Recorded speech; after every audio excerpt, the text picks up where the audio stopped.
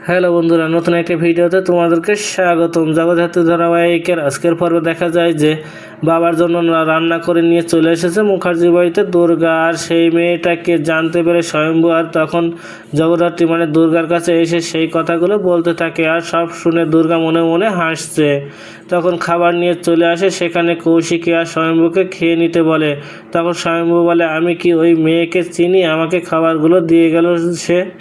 তখন পানি নিয়ে আসে কাজের মেয়ে শিবানী। আর রেখে চলে যেতে গেলে পাশের ঘরে জগদ্ধাত্রীকে দেখে ভূত বলে চেঁচাতে থাকে। আর তখন সেখানে চলে আসে কৌশিকীর বাবা আর কৌশিকী। সেখান থেকে দুজনকে পাঠিয়ে দেয় আর বলে, তোমাদেরকে দেখতে হবে না, ও হয়তো ভুল দেখেছে। এই বলে কৌশিকী একা গিয়ে জগদ্ধাত্রীকে সরিয়ে দেয়। আর তখন সেখানে চলে আসে স্বয়ম্ভু। আর দেখতে গেলে সেখানে যেতে দেয় না। আর দুর্গা আর কৌশিকী মিলে জগদ্ধাত্রীকে ঘরে রেখে আসে। আর স্বয়ম্ভু চলে যায় বাড়ির সিসিটিভির ফুটেজ দেখতে। আর তার আগে ফোন করে ডক্টর ভৌমিকের বিষয়ে কথা বলছিল। তখন সিসিটিভি ফুটেজ দেখে জানতে পারে সেই মেয়েটা গেছে পাশের একটা পার্কের দিকে।